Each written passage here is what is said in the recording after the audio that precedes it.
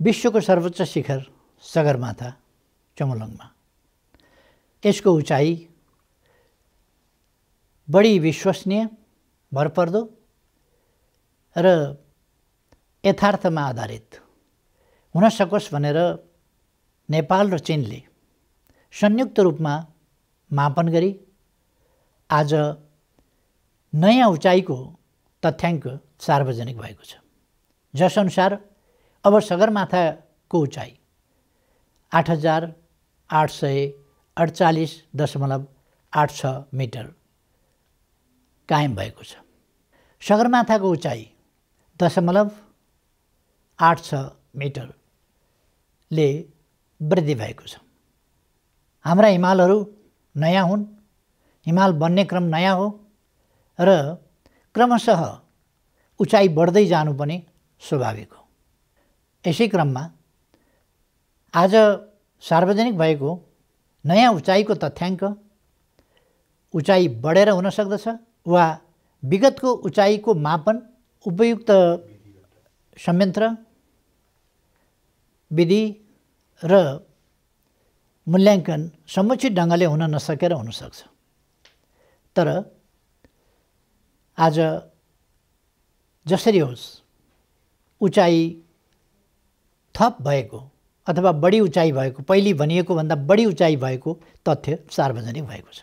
यो खुसीको कुरा हो र हाम्रो देशको उचाइ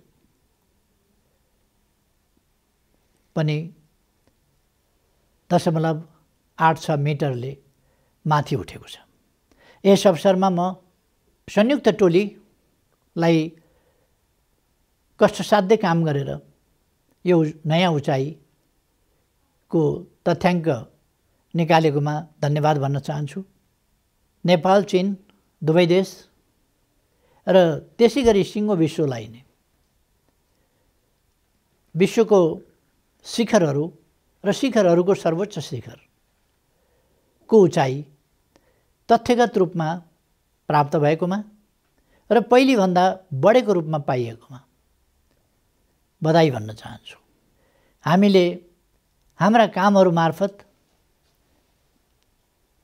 हाम्रा सफलताहरू मार्फत अब हाम्रो देश र सिङ्गो मानव जातिको उचाइ पनि बढाउँदै लान जरुरी छ। हाम्रा उपलब्धिहरू, हाम्रा प्राप्तिहरू अझ आधुनिक, अझ महान, अझ न्यायोचित, अझ मानवीय, अझ वातावरण मैत्री, अझ सन्तुलित हुन जरुरी छ, जसले हामीलाई अझ महान बनाउँछ। मानव समाज शान्तिपूर्ण, मानवीय, विकसित, आधुनिक, सहयोगात्मक, सहिष्णु हुन सकोस्, त्यसले मानव जातिको उचाइ बढाउनेछ। समृद्ध नेपाल, सुखी नेपालीको आकाङ्क्षा सफलीभूत हुनसँगै नेपालको उचाइ, सामाजिक उचाइ, सांस्कृतिक उचाइ, भौतिक समृद्धिगत उचाइ, यी पक्षहरूको पनि उचाइ बढ्नेछ। म यस अवसरमा खुसी व्यक्त गर्न चाहन्छु र हामी उचाइकै बाटोतिर अग्रसर हौँ भनी सबैमा हार्दिक आग्रह गर्न चाहन्छु। धन्यवाद। आदरणीय दिदीबहिनी तथा दाजुभाइहरू, भ्रष्टाचार विरुद्धको अन्तर्राष्ट्रिय दिवस डिसेम्बर 9 का अवसरमा सर्वप्रथम म सुशासनको प्रत्याभूतिसहित भ्रष्टाचार मुक्त समाज निर्माण गर्ने दिशामा आफ्नो स्थानबाट जागरुक भूमिका निर्वाह गर्न हामी सबैलाई यस दिवसले थप प्रेरणा मिलोस् भनी शुभकामना व्यक्त गर्न चाहन्छु। भ्रष्टाचारलाई विश्वव्यापी रूपमा दण्डनीय अपराध बनाउने मूल उद्देश्यका साथ सन् 2003 मा पारित महासन्धिको नेपाल फरवरी 2011 देखि नै पक्ष राष्ट्र बनिसकेको छ। भ्रष्टाचारका विरुद्धमा विश्वव्यापी जनचेतना अभिवृद्धि गर्न हरेक वर्ष आजको दिनलाई भ्रष्टाचार विरुद्धको अन्तर्राष्ट्रिय दिवसका रूपमा मनाउने गरिएको छ। हामीले हरेक वर्ष विशेष कार्यक्रम गरी यो दिवस मनाउने गरेकोमा यस वर्ष कोभिड-19 को महामारीका कारण भर्चुअल माध्यमबाट यहाँहरू समक्ष उपस्थित हुनु परेको छ। महासन्धिको पक्षीय राष्ट्र बनेपछि यसको कार्यान्वयन गर्न राष्ट्रिय रणनीति तथा कार्ययोजना बनाई कार्यान्वयनमा ल्याइएको छ। सोही कार्ययोजना कार्यान्वयनको दोस्रो आवधिक समकक्षी पुनरावलोकनको लागि संयुक्त राष्ट्रसङ्घको सम्बद्ध निकायमा प्रतिवेदन पेश भइसकेको छ। भ्रष्टाचार आर्थिक अपराध मात्र होइन, यसले सामाजिक मूल्य मान्यताहरू उप सिधा प्रहार गर्दछ, प्रजातान्त्रिक संस्थाहरूलाई ध्वस्त पार्दछ, राजनीतिक स्थायित्व हुन दिँदैन, विकासको गतिलाई अवरोध गर्छ र अन्ततोगत्वा राजनीतिक प्रणालीमा नै प्रहार गर्दछ। यति मात्र होइन, पछिल्ला दिनहरूमा भ्रष्टाचारजन्य सम्पत्ति विदेशमा पुर्याउने, त्यसलाई अपराधजन्य कार्यहरूमा लगानी गर्ने र अन्तर्राष्ट्रिय शान्ति र सुव्यवस्था उप नै आक्रमण गर्ने जोखिम समेत देखिएको छ। वर्तमान सरकार भ्रष्टाचारलाई कडाइका साथ प्रभावकारी रूपमा नियन्त्रण नगरेसम्म समृद्ध नेपाल सुखी नेपालीको राष्ट्रिय आकाङ्क्षा हासिल हुन सक्दैन भन्ने कुरामा स्पष्ट छ। त्यसैले नेपाल सरकार भ्रष्टाचार नियन्त्रणका लागि सबै किसिमका नीतिगत, कानुनी र संस्थागत प्रबन्ध गर्ने कुरामा प्रतिबद्ध र क्रियाशील रहिआएको छ। भ्रष्टाचार नियन्त्रण सम्बन्धी कानुनी र संस्थागत संरचना सुदृढ गर्न भ्रष्टाचार नियन्त्रण ऐन र अख्तियार दुरुपयोग अनुसन्धान आयोग ऐन संशोधन सम्बन्धी विधेयकहरू सङ्घीय संसदमा गत वर्ष नै पेश भई विचाराधीन रहेका छन्।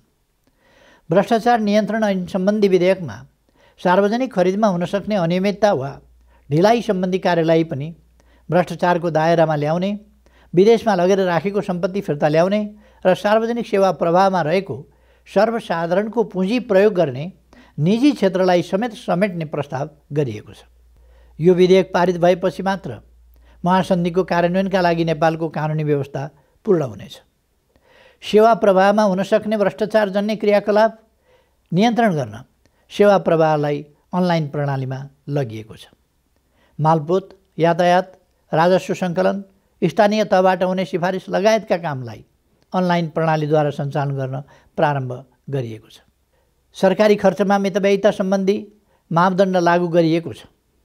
भ्रष्टाचार नियन्त्रणका लागि पछिल्ला दिनहरूमा अख्तियार दुरुपयोग अनुसन्धान आयोगबाट प्रशंसनीय कामहरू भएका छन्। आयोगले गत वर्ष आफ्नो इतिहासमै सबैभन्दा बढी भ्रष्टाचारका केसहरूमा मुद्दा दायर गरेको छ। सङ्घीयताको कार्यान्वयनसँगै प्रदेश र स्थानीय तह सेवा प्रवाहका महत्त्वपूर्ण केन्द्र बनेका छन्। सार्वजनिक खर्चको ठुलो हिस्सा अब प्रदेश र स्थानीय तहबाट पनि हुन्छ। त्यसैले आयोगको भूमिका अझै थपिएको छ। यसै क्रममा आयोगले स्थानीय तहमा हुन सक्ने भ्रष्टाचार रोकथाम गर्न 61 बुँदे निर्देशिका जारी गरेको छ। भ्रष्टाचारमा सजाय गर्नुभन्दा स्रोतमै नियन्त्रण गर्नु बढी महत्त्वपूर्ण हुन्छ। त्यस दिशामा चालिएको यो महत्त्वपूर्ण कदम हो। नेपाल सरकारले आयोगको काममा कुनै पनि किसिमले हस्तक्षेप गरेको छैन र गर्दैन। आयोगलाई आवश्यक स्रोत र साधन उपलब्ध भएको नै छ। नेपाल सरकार आयोगको काममा प्रभावकारिता अभिवृद्धि गर्न आवश्यक सहयोग गर्न तत्पर छ। राजस्व अनुसन्धान विभागले पनि बितेका 3 वर्षमा 30 वर्षमा दायर गरिएका भन्दा बढी राजस्व छलीका मुद्दा दायर गरेको दृष्टान्त यहाँ उल्लेखनीय छ। दिदीबहिनी तथा दाजुभाइहरू, मैले प्रधानमन्त्री भएदेखि नै म भ्रष्टाचार गर्दिनँ, भ्रष्टाचार गर्न पनि दिन्न भन्ने सङ्कल्पलाई दृढताका साथ लागू गरेको छु। तर हामी सबैलाई थाहा भएकै कुरा हो कि भ्रष्टाचार एक बहुआयामिक विषय हो।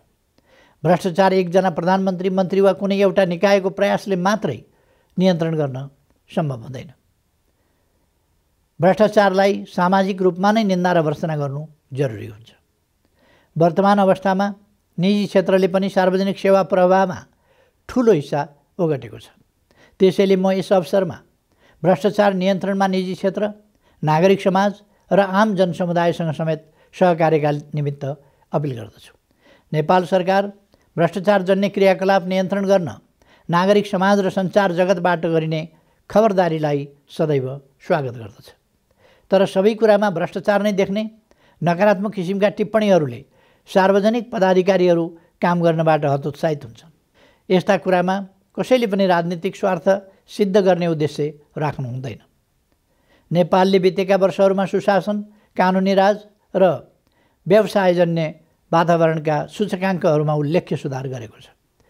यी कुराहरूको प्रशंसा गर्दै थप सुधारका लागि रचनात्मक सहयोग हुनुको सट्टा नकारात्मक छवि मात्रै प्रस्तुत गर्ने केही संस्थाकै नाममा भएका राजनीतिक पूर्वाग्रहबाट प्रेरित प्रचारहरूबाट सरकार विचलित भने हुने छैन।